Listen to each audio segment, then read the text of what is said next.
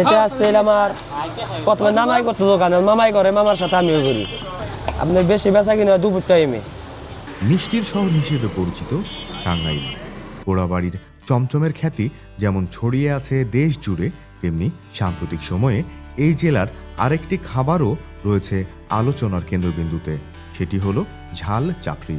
টাঙ্গাইল আদালত প্রাঙ্গণকে কেন্দ্র করে শুরু হয়েছিল ঝাল চাপড়ির যাত্রা। বর্তমানে এর জনপ্রিয়তা ছড়িয়ে পড়েছে জেলার বিভিন্ন এলাকায়। আদালত, পুলিশ সুপারের কার্যালয়, বিআরটিএ, পাসপোর্ট অফিস সহ গুরুত্বপূর্ণ সরকারি দপ্তরের আশেপাশে প্রতিদিনই ভিড় করেন হাজারো মানুষ। আর তাদের খাবারের চাহিদা মেটাতে গড়ে ওঠা অসংখ্য দোকানের মধ্যে ঝাল চাপড়ির প্রতি দেখা যায় সবচেয়ে বেশি আগ্রহ। ঝাল চাপড়ি তৈরির প্রক্রিয়া বেশ সহজ। কাঁচামরিচ, পেঁয়াজ, লবণ ও কালোজিরা মিশিয়ে তৈরি করা হয় এর পুর। এরপর আটার মণ্ডে সেই পুর ভরে বিশেষ কৌশলে প্রস্তুত করা হয় ঝাল চাপড়ি। গরম তাওয়ায় ছেঁকে নেওয়ার পর কাঁচামরিচ ও আলু ভর্তার সঙ্গে পরিবেশন করা হয় সুস্বাদু এই খাবার।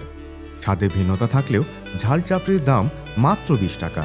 ফলে শিক্ষার্থী, চাকরিজীবী, শ্রমজীবী সহ সব শ্রেণীর মানুষের কাছেই এটি সমান জনপ্রিয়।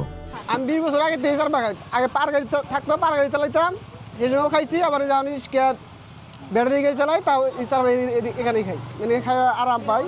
অন্য দোকানের সেও খাওয়াটা ভালো। 20 টাকা খাইলে মোটামুটি ভালোই খাওয়া নাস্তা হয়। অল্প খরচে পেট ভরানো এবং ভিন্ন স্বাদের কারণেই প্রতিদিন বাড়ছে এর ক্রেতা সংখ্যা। ঝাল চাপড়ির বিক্রেতা জানান, প্রতিদিন 10 থেকে 12 হাজার টাকার ঝাল চাপড়ি বিক্রি হয়। সেই হিসেবে মাসে প্রায় 3 লাখ টাকার ব্যবসা করছেন তিনি। একটি সাধারণ খাবার কিভাবে স্থানীয় অর্থনীতিতে সম্ভাবনার নতুন দ্বার খুলে দিতে পারে ঝাল চাপড়ি, তারই এক উজ্জ্বল উদাহরণ।